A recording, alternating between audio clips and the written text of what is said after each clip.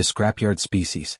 The Galactic Council chamber gleamed with metals humanity had never seen, crystalline alloys that hummed with embedded technology, walls that shifted colors based on atmospheric composition, floors that absorbed sound to create perfect acoustics. Ambassador Thane Varric stood in the center of it all, wearing a suit made from recycled station materials, and tried not to feel small. He failed. The petition of the Sol System representative is quaint. Council Prime Zethris, a being that looked like flowing mercury given sentience, didn't bother hiding the condescension in their translated voice. But the Galactic Council has standards. Your species has been spacefaring for exactly 73 cycles. Most civilizations require a minimum of 500 cycles before consideration. Thane had expected this. Humanity always got underestimated. With respect, Council Prime, we've achieved fusion stability, established 14 colonies and, with our discarded technology. The interruption came from Counselor Vexthar, a mantis-like creature whose carapace sparkled with bioluminescent patterns. Your fusion drives? Based on Krillian reactor cores we abandoned 8,000 cycles ago. Your colony habitats? Repurposed sentinel mining stations. Your achievements are built from our garbage. The chamber filled with what Thane's translator interpreted as various forms of laughter. He felt his jaw tighten but kept his expression neutral. Even your translator, Zethris continued, is a civilian model we decommissioned because it was too slow. You stand before us wearing technology we threw away, asking to join civilizations that create rather than scavenge. Thane let the words wash over him. Let them laugh. Let them think humanity was nothing but clever rats in a galactic junkyard. He'd expected nothing less from beings who measured progress in millennia and viewed younger species as amusing pets at best. I understand your position, Thane said carefully. Then I request trade status. Access to your markets, not your councils. Zethris's form rippled, the equivalent of a shrug. Trade status requires mutual value exchange. What does humanity offer that we cannot synthesize or acquire from established partners? It was the question Thane had been waiting for. Time. The laughter stopped. Explain, Zethris commanded. Your species have mastered efficiency, Thane said. You've optimized everything across millennia. But there's one resource you can't optimize, time itself. We've studied your trade networks. A Krillian ship takes 8 months to cross from the outer reach to the core systems because your routes are ancient, established, safe. Stable, Vexthar corrected. Our routes avoid spatial anomalies, gravitational eddies, and territorial disputes. They are the product of thousands of cycles of refinement. They're also slow, Thane countered. Humanity has been mapping alternative routes through those unsafe regions for the past 20 years. We're desperate, creative, and have nothing to lose. We've found corridors that cut travel time by 60%. Through hazard zones, Zethris said dismissively. Anyone can move quickly if they're willing to risk annihilation. We've made 30,000 transits without a single loss. Thane triggered his projector, filling the chamber with holographic star charts covered in red navigation lines. We're small, fast, and expendable in your eyes. Let us prove our routes work. Give us trade status for a trial period, 5 cycles. We'll run your cargo through our corridors. If we fail, you lose nothing. If we succeed, you gain speed. The council members exchanged glances, complex communications humans couldn't fully interpret. You would risk your primitive vessels in gravitic storms and radiation fields to deliver our goods? Vexthar asked. Every day, Thane replied. We're already doing it for ourselves. Might as well get paid for it. Zethris's form darkened, a sign of deep consideration. And when your ships inevitably fail, when your clever shortcuts prove fatal, then we fail quietly and you continue as before, Thane said. But we won't fail. More silence. Then Counselor Miraseth, who had remained quiet throughout, spoke. She resembled a floating jellyfish of crystalline beauty, and her voice came like wind chimes. I find their desperation refreshing. When did we stop taking risks? When did we become so certain of our supremacy that we forgot innovation requires uncertainty? They're scavengers, Vexthar protested. They're survivors, Miraseth corrected. There's a difference. I vote for provisional trade status. 5 cycles as the human suggests. Let us see what these scrapyard species can accomplish. The debate continued for another hour, but Thane could feel the shift. He'd found the crack in the council's polished armor, not pride, not superiority, but boredom. They'd been playing the same game for so long they'd forgotten what uncertainty felt like. When the vote concluded, it was narrow, 4 in favor, 3 against. Provisional trade status granted, Zethris announced. 5 cycles. Prove your worth, or humanity remains in the junkyard where you began. Thane bowed, hiding his smile. Thank you, Council Prime. We won't disappoint. As he left the chamber, he thought about the scrapyard back on Earth's moon, where humanity's brightest minds were already reverse engineering every piece of alien technology they could salvage, learning secrets the Council thought they'd buried. The galaxy's garbage was about to become humanity's foundation, and they had no idea what was coming. The junkyard prophets. Dr. Kira Naveen stood elbow-deep in a Krillian power conduit that officially didn't exist. Around her, the lunar reclamation facility stretched for 3 kilometers beneath the moon's surface, humanity's most valuable secret and largest scrapyard. Tell me this isn't another dead end, she muttered, adjusting her neural interface as streams of data poured into her visual cortex. 93% probability it's another dead end, replied her AI assistant, which she'd nicknamed Cascade. The program existed in the gray area between legal and highly illegal, built from fragmented alien code she'd pieced together like a digital quilt. Kira grinned. So you're saying there's a chance? The facility hummed around her, thousands of engineers, physicists, and what the Council would call scavengers, working in organized chaos. Every decommissioned alien device, every abandoned satellite, every piece of trash the advanced species had jettisoned ended up here eventually. What the Council saw as garbage, humanity saw as a graduate education in technologies they'd never have accessed otherwise. Dr. Naveen, you're needed in Bay 7, came the voice of Marcus Trell, the facility's director, over her comm. We've got something unusual. Everything here is unusual, Marcus. This is different. Just, come see. Kira extracted herself from the conduit, leaving her team to continue the analysis. Bay 7 was one of the newer sections, dedicated to recent acquisitions from the outer territories. She'd heard rumors about a fresh haul from a derelict Sentinel warship. When she arrived, she understood Marcus's tone immediately.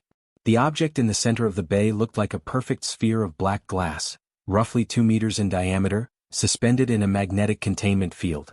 Unlike most alien technology they acquired, this showed no external ports, no seams, no indication of how to access its interior. Where did we get this? Kira asked, circling the sphere slowly. That's the interesting part, Marcus said. He was a stocky man in his 50s, with gray-streaked hair and the perpetual exhaustion of someone managing 3,000 brilliant, unruly minds. We didn't salvage it. It was delivered. Delivered? By who? Anonymous drop. It appeared in our collection zone 3 days ago with a data packet attached. Encrypted in human coding protocols, which is strange because the sphere itself is definitely not human origin. Kira felt her pulse quicken. What did the packet say? Marcus pulled up a holographic display. For those who build from ruins. Inside lies the key to synthesis. A friend in high places. Cryptic much. Kira muttered, but her mind was already racing. Have we scanned it? Every way we know how. It's not radioactive, not volatile, not emitting any conventional energy signatures. But it's not inert either. There's something happening inside, complex reactions at the quantum level. Permission to crack it open? Marcus hesitated. Kira, we don't know what this is. It could be a weapon, a trap, a Trojan horse from one of the species that doesn't want humanity getting too ambitious. Or it could be exactly what the message says, a key. Kira approached the sphere, her reflection distorted in its perfect surface. We've built our entire advancement on reverse engineering alien tech. Someone out there just gave us a gift. We'd be idiots not to open it.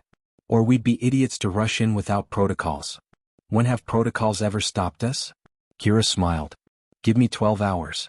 If I can't figure out how to safely access it by then, we shelf it and run 6 more months of passive analysis. Deal? Marcus sighed. 12 hours. But Kira? Be careful. We're starting to matter to the galaxy. That means we're starting to have enemies. She barely heard him. Her attention was fixed on the sphere, her fingers dancing through holographic interfaces as she ran preliminary assessments. The surface wasn't just black. It absorbed light in ways that defied conventional physics, creating an optical dead zone that her instruments struggled to penetrate. Cascade thoughts? The object demonstrates properties consistent with compressed spatial folding technology, the AI replied. Theoretical framework suggests it's larger on the inside than outside, dimensionally transcendent architecture. Like the old Earth fiction? Bigger on the inside? Precisely. If accurate, the sphere could contain cubic kilometers of space within a 2-meter shell. Kira whistled softly. That kind of technology was pure theoretical physics for humanity. Even the advanced council species used it sparingly. The energy requirements were astronomical. She spent the next 8 hours mapping every nanometer of the sphere's surface, cataloging quantum fluctuations, testing for responsive inputs. Her team brought her coffee, food she barely touched, and updates she barely acknowledged. The sphere became her entire world. At hour 9 she found it, a resonance pattern that matched human neural frequencies. Not alien. Human. It's key to us, she breathed. Cascade, this isn't just delivered to humanity. It's designed to respond to human brain patterns specifically. Recommendation: establish neural link for interface access. That's a terrible idea that I'm absolutely going to do. Kira pulled on a neural interface crown, calibrating it to her specific brain chemistry. If this fries my consciousness, tell Marcus he was right about protocols. Acknowledged. Preparing memorial speech. You're hilarious for an AI. Kira activated the link. The sphere didn't open. Instead, it bloomed, layers of folded space unfurling like a flower made of darkness and starlight. Information poured into Kira's mind, not as data but as pure understanding. Schematics, theories, applications she'd never dreamed possible. She saw synthesis reactors that could transmute matter at the atomic level. Navigation systems that read quantum probability streams to predict safe passages through chaos zones. Communication arrays that operated outside conventional spacetime. Weapons that, no, she pushed that aside. Focus on the practical applications first. But the most important revelation came last. These weren't alien technologies. They were human designs from a future that might never exist, or might have already existed in another timeline. The technologies worked because they were built on human understanding, human innovation, not copied from alien blueprints. The sphere was teaching humanity how to stop being scavengers and become creators. Kira disconnected, gasping. Marcus was beside her instantly. What happened? Your neural patterns went haywire for 43 seconds. I saw. She struggled for words. Marcus, we've been approaching this all wrong. We've been trying to copy what the aliens did, reverse engineer their solutions. But this sphere contains human innovations, technologies that work with our limitations, not despite them.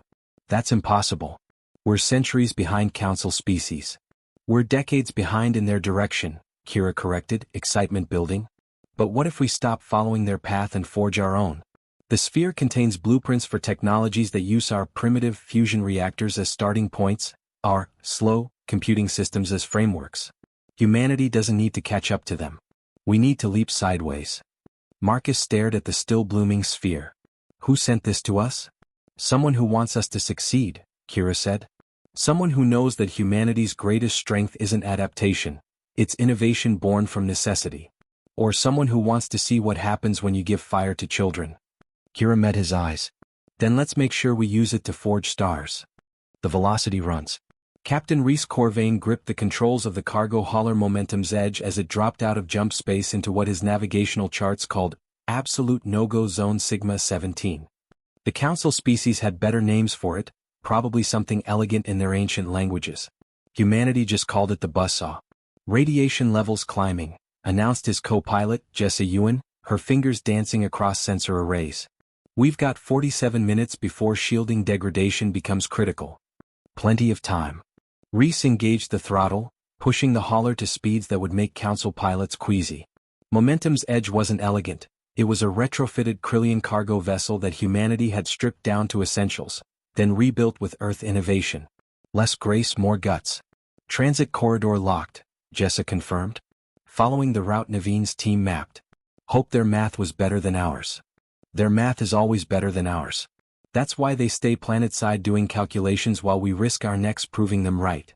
The buzzsaw earned its name from the intersecting gravimetric shears that filled this region of space, gravitational riptides created by 3 binary star systems in close proximity. Council ships avoided it because their massive, efficient vessels couldn't maneuver through the narrow safe corridors that shifted hourly. They took the long way around, adding months to their journey times.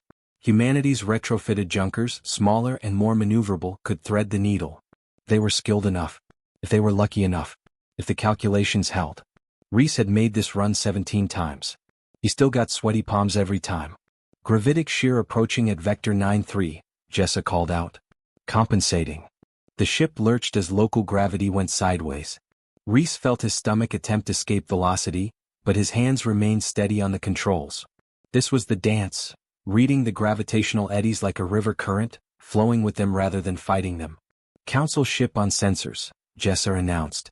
Krillian heavy hauler, designation Eternal Prosperity.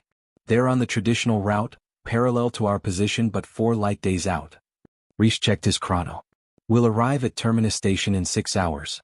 How long for them? 73 days at their current speed. Send them a courtesy ping. Let them know we're in their shipping lane just taking the express route. Jessa grinned, transmitting the message. 30 seconds later, they received a reply in formal Krillian diplomatic code. Reese's translator struggled with the nuances, but the general message was clear. Reckless primitive death wish monkeys. They seem nice, Jessa commented. They'll seem nicer when we deliver their cargo 2 months before they do and collect the premium delivery bonus. This was humanity's edge, not superior technology, but superior desperation combined with inferior self-preservation. They ran routes the council wouldn't touch, delivered goods while established corporations were still calculating optimal departure times. The profits were substantial. More importantly, the reputation was growing. Another gravitic shear, this one stronger. Reese compensated, but the ship's frame groaned in protest. Warnings lit up his board like a festival display. Hull stress at 70%, Jessa reported, voice tight.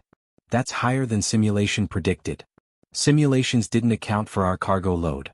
Reese made a split-second decision, adjusting their angle to ride the edge of the shear rather than punch through it. The ship responded like a surfer catching a wave, sudden smoothness as they aligned with the gravitational flow. Hull stress dropping, 55%. Nice flying, Captain. Thank Dr. Naveen's team.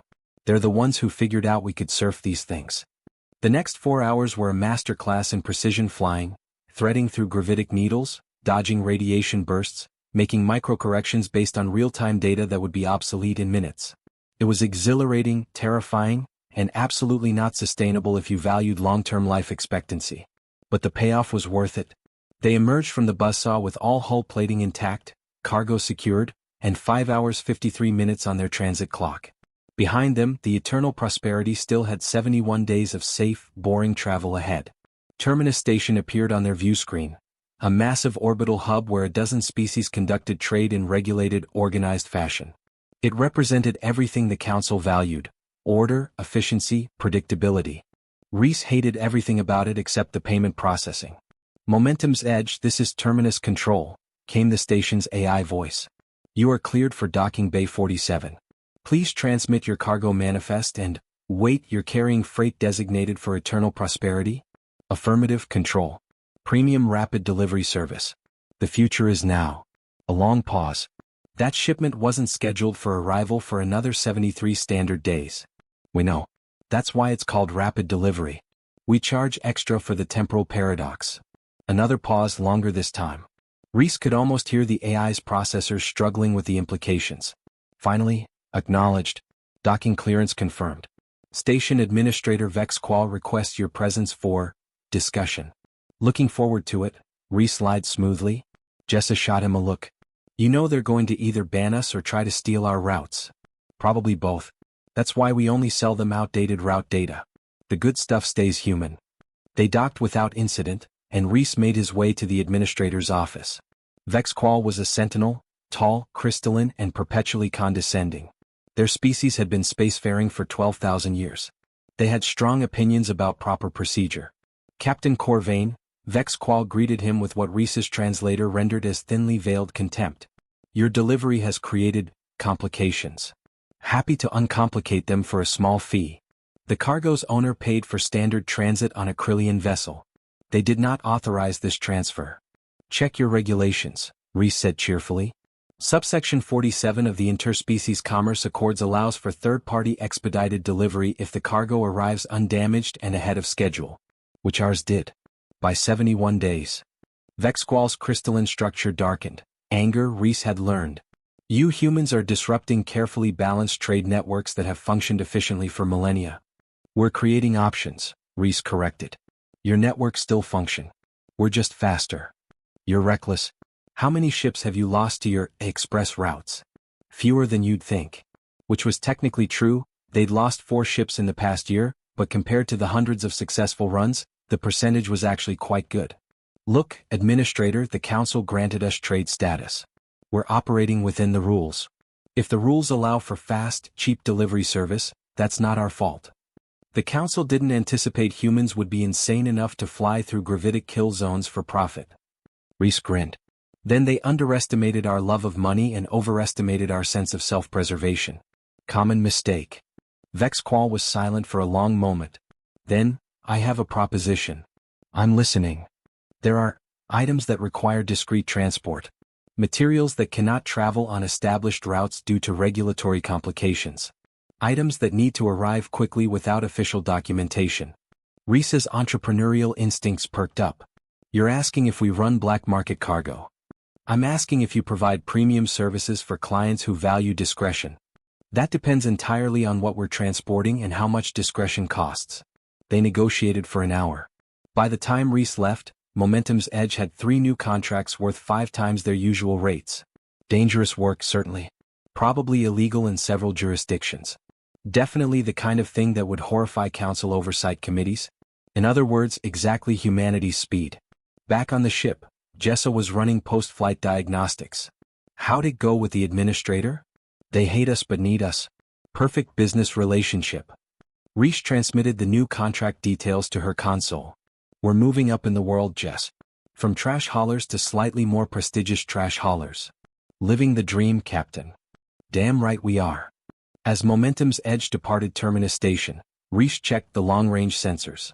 More human ships were arriving every day, running routes the Council had dismissed as impossible. They weren't the biggest ships or the prettiest ships, but they were the fastest ships where it counted. And speed, Reese knew, was the first step to power. The Council had given humanity access to their markets thinking it would keep the primitive species contained, manageable, grateful for scraps. They were about to learn that humanity didn't do gratitude. They did opportunity. And the opportunities were just beginning. Synthesis dawn.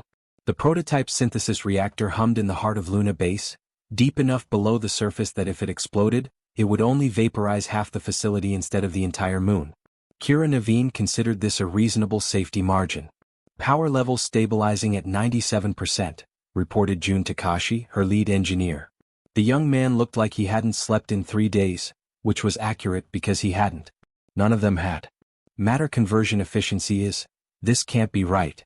What's the reading? Kira asked, though she'd been monitoring the same data stream on her neural interface. 83%. Dr. Naveen, that's 40% better than Council species' best synthesis technology. If these numbers are accurate, we've achieved transmutation efficiency that shouldn't be possible with our power generation capabilities. That's because we're not using their framework. Kira gestured to the reactor, a spherical chamber ringed with what looked like crystallized lightning frozen in metal. Council species have massive power reserves, so they brute force the atomic conversion process. We don't have that luxury. So instead, we're using quantum probability manipulation to encourage matter to reorganize itself. Less force, more persuasion. You're talking about matter like it has opinions. At the quantum level, it kind of does. Superposition means particles exist in multiple states simultaneously until observed. We're just suggesting which state might be most comfortable. June stared at her. That's not how physics works. It's not how Council physics works, Kira corrected. Human physics is still being written. Now, let's see if we can convert raw ore into refined titanium aluminum alloy without creating a singularity. The test took 6 hours. When it concluded, they had produced 17 kilograms of perfect alloy from 23 kilograms of unprocessed asteroid material. More importantly, they'd done it using less power than it took to run a fusion reactor. Kira held a piece of the synthesized alloy in her hands, feeling its weight. This single development would change everything. No more dependence on Council suppliers for refined materials. No more paying premium prices for advanced composites. Humanity could now manufacture what they needed from raw resources. We need to scale this immediately, Kira said. I want production facilities built on every mining colony within 6 months. Dr. Naveen, June said carefully, the Council species aren't going to like this.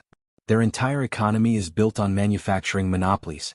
If we can synthesize our own advanced materials, we stop being customers and become competitors, Kira finished. I know. That's the point. That's dangerous. So was leaving Earth's atmosphere the first time. Didn't stop us. Kira initiated a calm link to Marcus Trell. Marcus, synthesis works. We're ready for industrial implementation. Marcus's face appeared on her screen and he looked worried. Kira, we need to talk about the sphere. What about it? It's been broadcasting. Kira's blood went cold. Broadcasting what? To who? Unknown. The signals are encrypted beyond our ability to decode, and they're being sent to coordinates in deep space, regions we haven't explored where no council species operate. Wherever the sphere came from, it's been reporting back about our progress. Silence stretched between them. Could be someone monitoring their investment, Kira said finally. Making sure we're using their gift appropriately.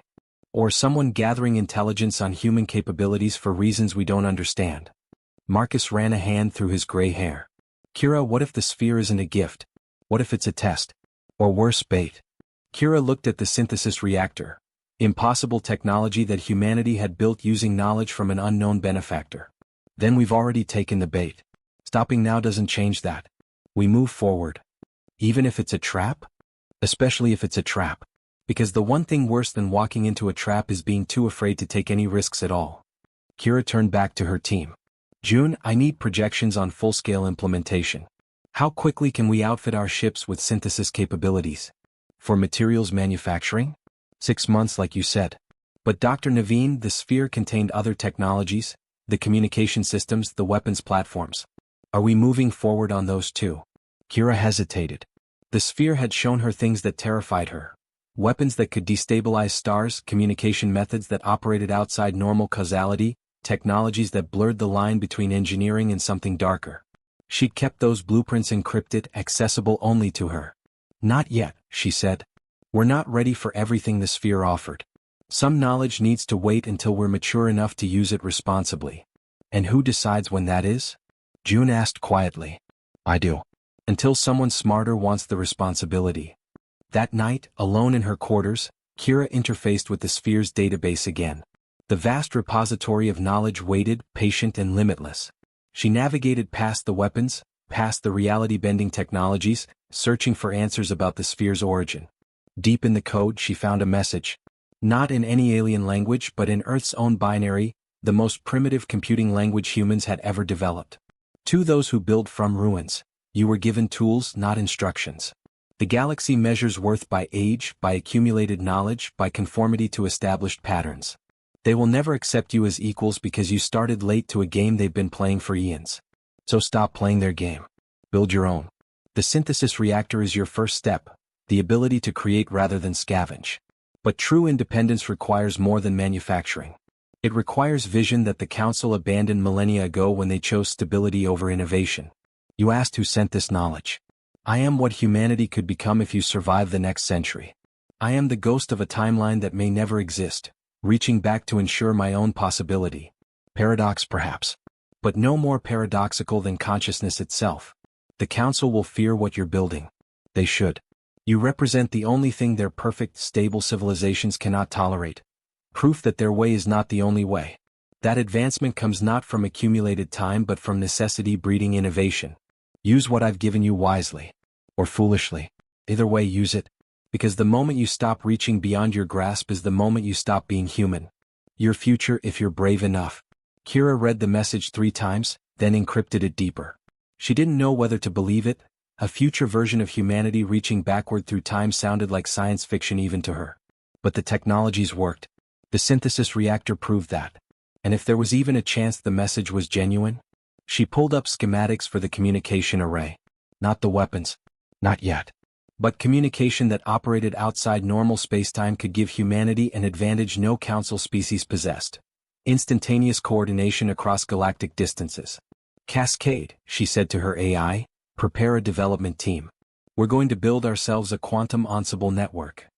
That technology violates 3 laws of physics and 2 Council regulations on causality manipulation, Cascade pointed out. I know. Isn't it wonderful? Your definition of wonderful requires recalibration. Kira smiled. No, I think it's working perfectly. Outside her window, Earth hung in the lunar sky, a blue marble that had birthed a species too stubborn to know when they were beaten, too creative to stay confined, too reckless to wait for permission. The council had given humanity their garbage and expected them to be grateful. Instead, humanity was building an empire from scraps. And somewhere in deep space, whatever had sent the sphere was watching to see what they'd do next. Kira intended to give them a show worth watching. The council's concern. The emergency session of the Galactic Council was unprecedented in living memory, which for some species meant the past 15,000 years. Council Prime Zethris's mercurial form roiled with agitation as holographic representatives of the galaxy's major powers materialized around the chamber. "We convene on short notice," Zethris began, "because humanity has crossed a threshold that requires immediate attention." Councillor Vexthar's mandibles clicked in what Thane Varric, observing from the human delegation booth, had learned to interpret as aggressive agreement. "They've developed synthesis technology. Primitive, certainly, but functional. Intelligence reports suggest efficiency ratings approaching our own industrial standards. From a species that was supposed to remain dependent on our surplus manufacturing," added Councillor Drameth, "a reptilian being whose species had been spacefaring for 8,000 years. We granted them trade status assuming they'd become customers, not competitors." Ambassador Thane kept his expression neutral, but internally he was celebrating. Let them worry. Let them realize too late that they'd underestimated the trash collectors from Sol. "The human representative is present," Zethris noted, their form shifting to focus on Thane's booth. "Ambassador Varric, would you care to explain how your species developed synthesis capabilities that should be beyond your technological reach?" Thane stood, straightening his jacket, still made from recycled materials, though now it was by choice rather than necessity. "With respect, Council Prime, humanity developed synthesis technology through research and innovation. The same way all species develop new capabilities. You've been spacefaring for less than a century," Vexthar said flatly. "Synthesis technology requires understanding of quantum mechanics that takes millennia to refine." "Then perhaps we're quick learners," Thane replied. "Or perhaps your species take millennia because you've forgotten how to be hungry. Necessity is an excellent teacher." "Or perhaps," Councillor Miraseth interjected, the jellyfish-like being who had originally supported humanity's trade status, "you had help. The question is, from whom?" Thane met her gaze steadily. "Dr. Kira Naveen and her team at Luna Base are brilliant scientists. They've studied the technologies we've acquired through salvage and trade, learned from them and created something new. That's not theft. That's education. Studied our discarded technology and somehow leapfrogged centuries of development?" Drameth's skepticism was palpable. "Ambassador, we are not fools. Someone is supplying humanity with advanced knowledge. We demand disclosure of your benefactors." "There are no benefactors," Thane lied smoothly. "Just human ingenuity applied to problems we're desperate to solve. You've spent millennia perfecting your methods. We've spent decades improvising because we had to. Different approaches yield different results." Zethris's form darkened. "This improvisation, as you call it, is destabilizing established trade networks. Human ships are undercutting established carriers by running unsafe routes. Human manufacturers are producing materials that compete with council member exports. Your species was granted trade status to participate in our economy, not disrupt it." "We're participating exactly as the treaties allow," Thane countered. "If our participation is disruptive, perhaps the issue isn't our compliance but your assumptions about how we'd compete." The chamber erupted in translated arguments, clicking, humming, chromatic shifts that Thane's neural implant struggled to process simultaneously. He touched a nerve. "Good." Councillor Miraseth's chiming voice cut through the chaos. "The ambassador makes a fair point. We granted humanity trade status under laws designed to integrate new species into our economy. Those laws contain no provisions restricting technological development or competitive practices. If we're uncomfortable with human success, we should acknowledge our own failure to anticipate it." "Success." Vexthar's bioluminescence flared. "They're operating at a loss, subsidizing their operations through reckless risk-taking. It's not sustainable. And yet they sustain it," Miraseth observed. "Perhaps we should ask ourselves why a supposedly inferior species is outperforming civilizations with thousands of years of experience." Thane watched the council members carefully.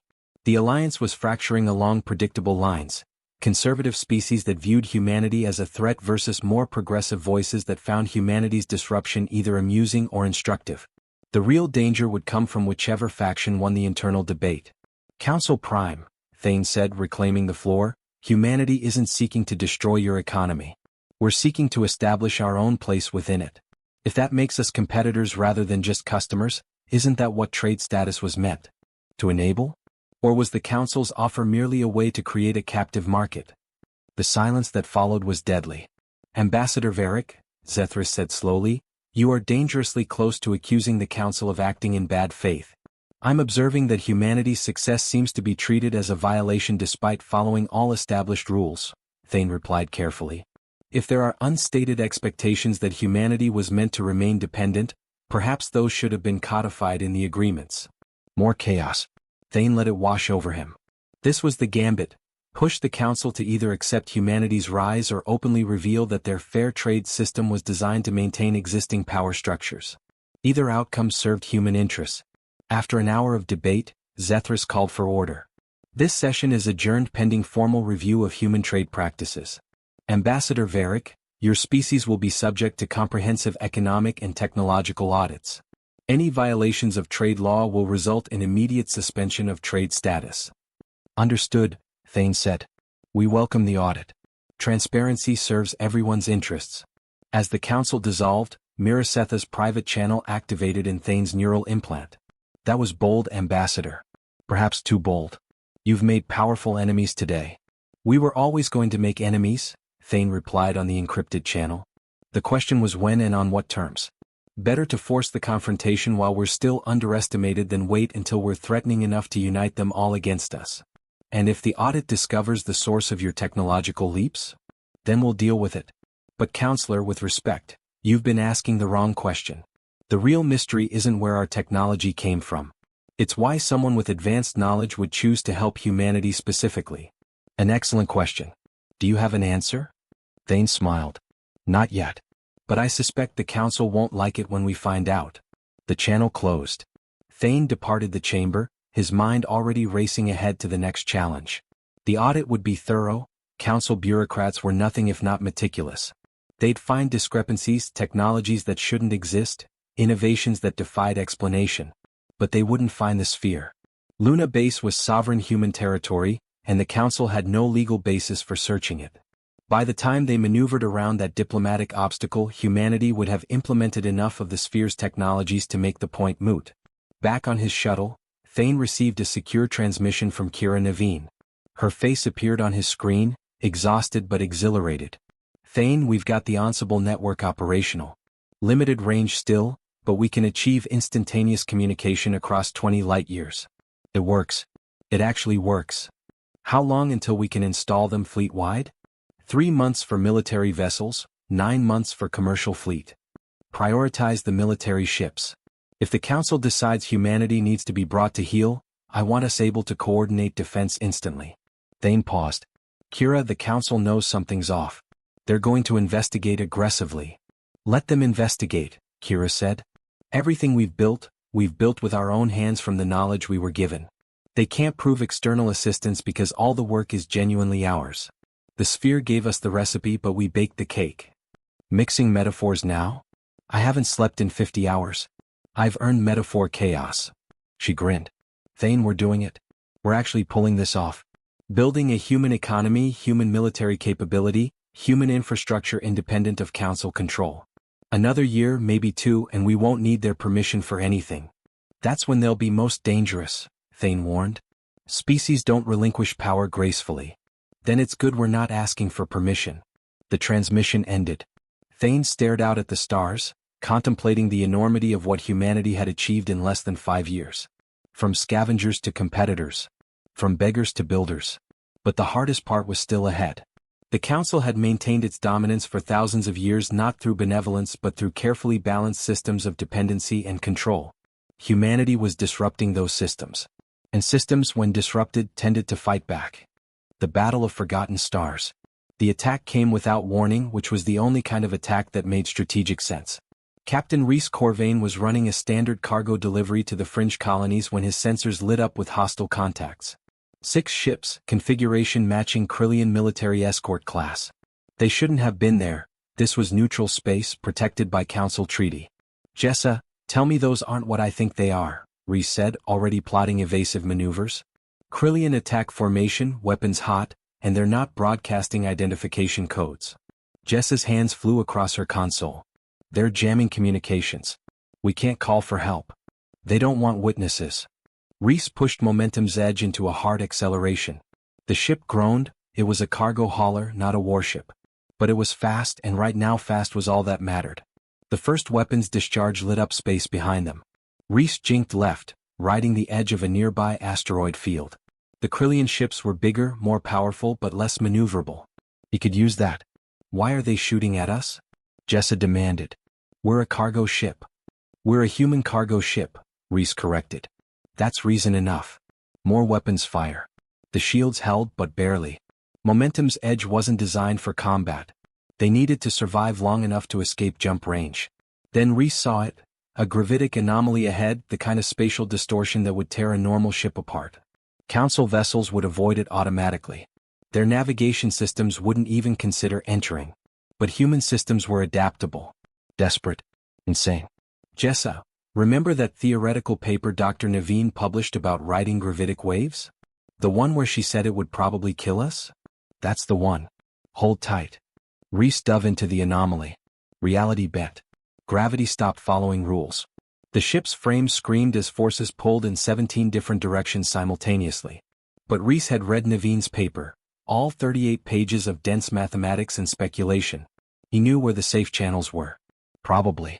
Behind them, the Krillian ships hesitated at the anomaly's edge. Then, committed to their attack, they followed. 3 seconds later, the gravitic shear tore them apart. Reese and Jessa emerged on the other side bruised, rattled, but alive. The Krillian ships were debris clouds. Did we just? Jessa started. Don't think about it, Reese said. Just get me to the nearest human outpost. Now. They jumped to Outpost Kestrel, a mining colony on the edge of human space. Reese immediately transmitted his sensor logs to military command while Jessa checked for any other attacks on human assets. What they found was worse than they'd feared. 17 attacks across human space in the past 6 hours. Cargo ships, mining operations, small colonies, all hit by unmarked vessels using Council-manufactured weapons. Officially, no one knew who was responsible. Unofficially, everyone knew. The Council species had decided humanity needed to be taught a lesson. Admiral Qin Zhao received Reese's report aboard the military station Defiant Horizon. She was a compact woman in her 60s who'd spent 40 years in space and had the kind of eyes that had seen too much to be shocked anymore. They're not declaring war, she said to her assembled officers. They're creating deniability. Unmarked ships, no communications, no survivors to testify. If we retaliate, we're the aggressors. So we do nothing? Demanded Commander Torres, her tactical officer. Let them pick us off one ship at a time? No, Qin said. We do something smarter than nothing. She activated the Ensemble network, the quantum communication system Kira's team had installed on military vessels. All ships, this is Admiral Qin. New protocols effective immediately. No human vessel travels alone. All routes to be shared via Ensemble network in real time. Any attack on human assets will be met with coordinated response. Admiral, her communications officer interrupted, we're receiving a transmission from the Galactic Council. They're calling for immediate talks. Qin smiled without humor. How convenient. Tell them Ambassador Varric will be available to discuss their concerns about unprovoked attacks on human vessels. The meeting took place on neutral ground, a diplomatic station in the threshold zone. Ambassador Thane Varric arrived with full documentation of every attack, complete with sensor logs, debris analysis, and ballistic trajectories that conclusively proved Council weapons were used.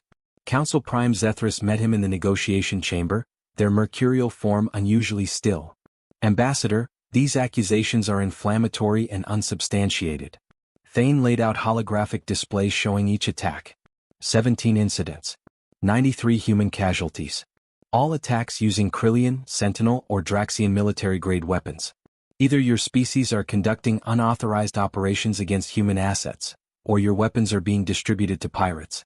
Which explanation would you prefer? We control our armaments strictly. Then this is an act of war, Thane interrupted. Unless you're suggesting your military forces operate without government oversight? That would be concerning for different reasons. Zethris's form darkened. You're attempting to maneuver us into an untenable position. I'm attempting to get answers about why Council species are murdering humans in neutral space. Thane's voice remained level, but the anger underneath was unmistakable. You wanted to know how humanity would respond to being pushed? Here's your answer: we don't fold. We push back. You cannot possibly believe you could win a military conflict with the Council. We don't need to win, Thane said. We just need to make it expensive enough that it's not worth the effort. How many ships are you willing to lose to gravitic anomalies? How many supply lines are you willing to see disrupted? How much money are you willing to spend to destroy an economy that's already operating on scraps? This is madness. This is economics. War is expensive. Peace is cheap.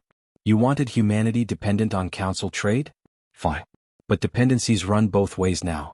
You've got hundreds of contracts with human shipping companies delivering goods through routes your vessels can't navigate. You've got manufacturing clients who prefer our synthesized materials because we're faster and cheaper. You've invested in our success whether you like it or not. Thane leaned forward. So here's the deal. Cease all hostile operations against human assets immediately, or we shut down every human ship, every synthesis facility, every express route. Your economy might survive, but it'll be wounded. And your rival Council members will notice that vulnerability. How long do you think your political coalition holds together when we're not the common enemy anymore?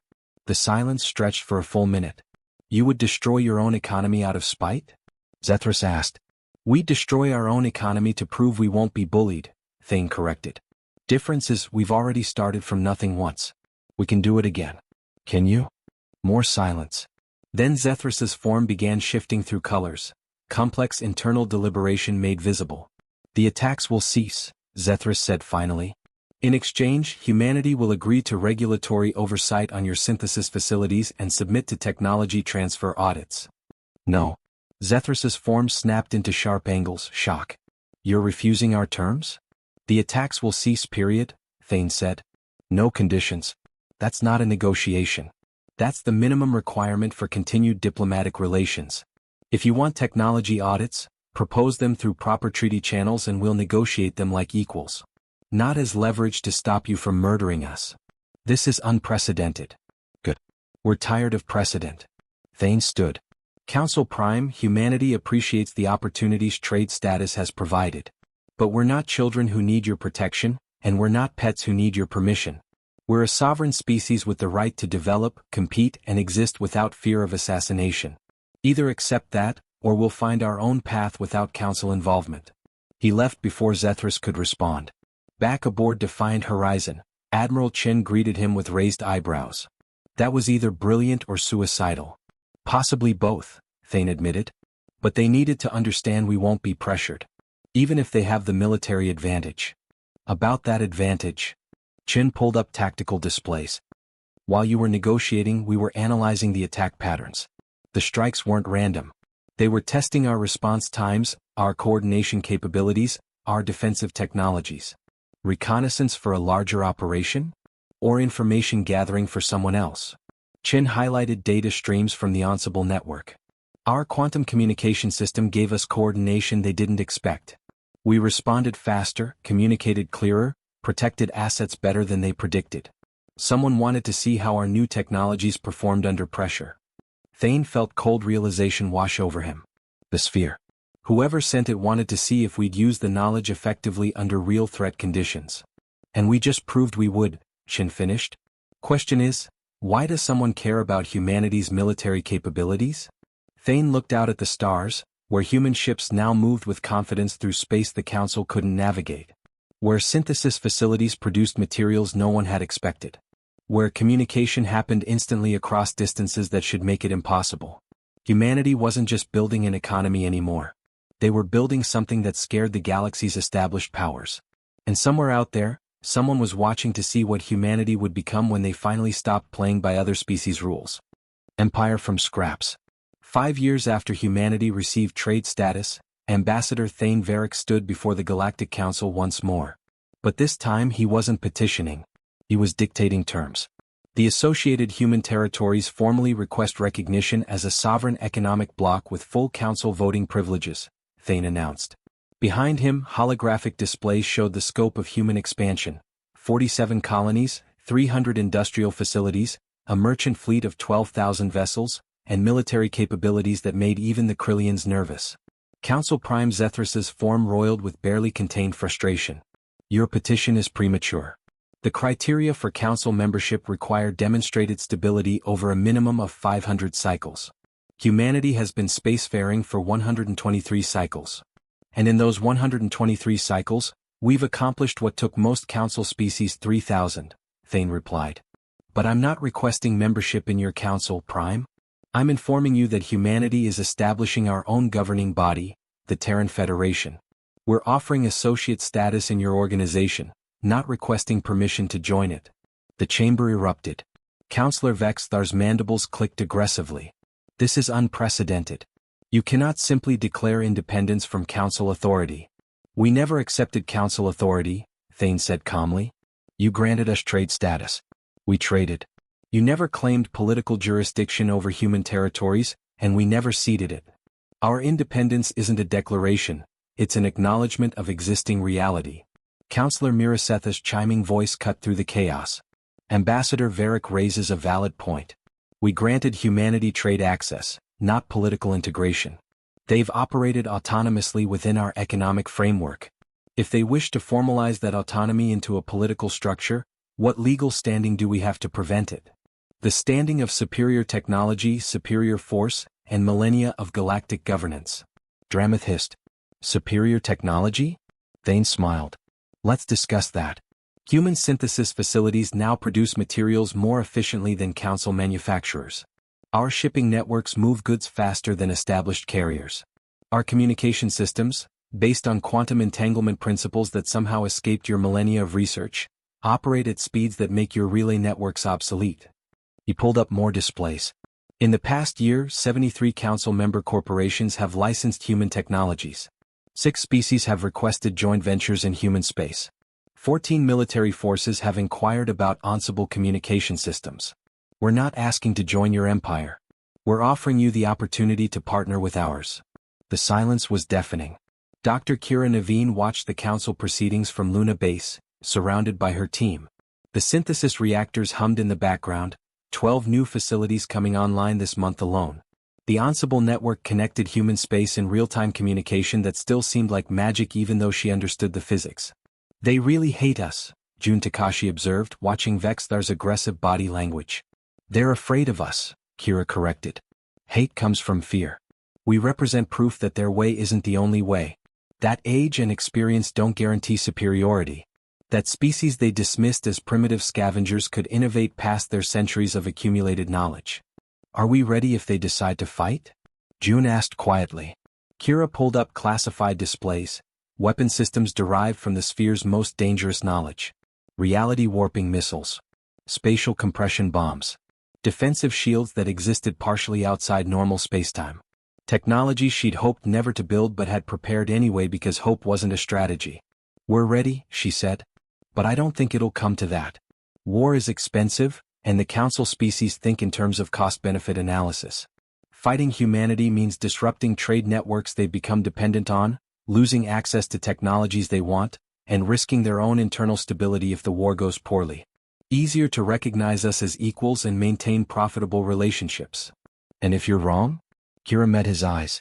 Then we find out whether humanity's greatest strength is innovation or survival. Preferably both. Captain Rhys Corvain piloted Momentum's Edge through the buzzsaw one more time, not because he needed to prove anything, but because this route had become routine. Human ships crossed gravitic kill zones every day now. What had once been considered suicidally reckless was now standard commercial practice. Final run through here, Jesser announced. Next week we take command of the new fleet carrier Indomitable. Rhys still couldn't quite believe it. From cargo hauler to fleet commander. But then humanity's entire trajectory had been unbelievable. They'd built an interstellar economy from spare parts and audacity. Think we'll ever find out who sent the sphere? Jessa asked. Maybe. Maybe not. Does it matter? Rhys navigated around a gravitic shear with practiced ease. Someone gave us tools and we built an empire. Whether they meant for that to happen or not, it's done. But what did they get out of it? Maybe watching us succeed was enough. Or maybe we're part of some larger plan we can't see yet. Either way, we're not stopping now. Back in the council chamber, the debate had raged for hours. Finally, Councillor Miraseth called for a vote. The question before us is not whether humanity deserves recognition. They've demonstrated capability beyond question. The question is whether we acknowledge reality or pretend we can still control species who've already outgrown our frameworks. Zethris's form settled into something resembling resignation. The Council recognizes the Terran Federation as a sovereign political entity with associate status. Full membership remains contingent on meeting standard temporal requirements, but economic and diplomatic equality is acknowledged. Thane bowed slightly. The Terran Federation accepts these terms and looks forward to productive relations with all Council species as equals. As he left the chamber, Thane felt the weight of what they'd accomplished. Humanity had arrived in galactic politics as beggars, been dismissed as scavengers, and risen to become powers in their own right. Not through military conquest or ancient lineage, but through sheer bloody-minded refusal to accept limitations. The victory celebration in human space lasted 3 days. Every colony, every ship, every facility marked the moment humanity stopped being supplicants and became empire builders. But in her private quarters on Luna Base, Kira Naveen stood before the sphere, which still hummed with mysterious purpose. Its database remained vast, mostly unexplored. They'd used perhaps 5% of the knowledge it contained. "Was this what you wanted?" she asked the sphere, knowing it wouldn't answer. "Did we pass your test? Prove whatever you needed us to prove?" The sphere remained silent as always. But deep in its code, accessible only through the most complex quantum interfaces, a final message waited. The test was never whether you could build an empire from scraps. Every species can rise when given knowledge and opportunity. The test was whether you would remain human while doing it. Whether you'd retain your creativity, your risk-taking, your refusal to accept that problems are unsolvable. Whether success would make you complacent like the Council species, or whether you'd stay hungry even after eating well. You've passed the first test. Thousands more await. The galaxy is larger than the Council knows. Older than their history's record. Stranger than their science admits. You've built an empire from our scraps. Now you're ready to learn what we built ours from. When you're ready for the next lesson, you know where to find us. The Elder Federation, humanity's future, reaching back to ensure its past. Kira read the message 3 times before encrypting it at the highest security level. Some knowledge was too dangerous to share. Some truths would have to wait until humanity was ready. But she smiled as she sealed the file. Because the message confirmed what she'd suspected all along. Humanity's rise wasn't the end of the story. It was just the beginning. Outside her window, Earth turned in eternal orbit. Cradle of a species that had looked at alien garbage and seen possibility. That had taken discarded technology and built new futures. That had refused to be limited by what others thought possible. The Council had tried to keep humanity small, dependent, manageable. Instead, humanity had broken the Council's assumptions and built an empire from the scraps of civilizations that had forgotten how to dream. And somewhere in deep space, beings older than the Council itself watched and waited to see what humanity would do next. Because the galaxy was vast. And humanity was just getting started.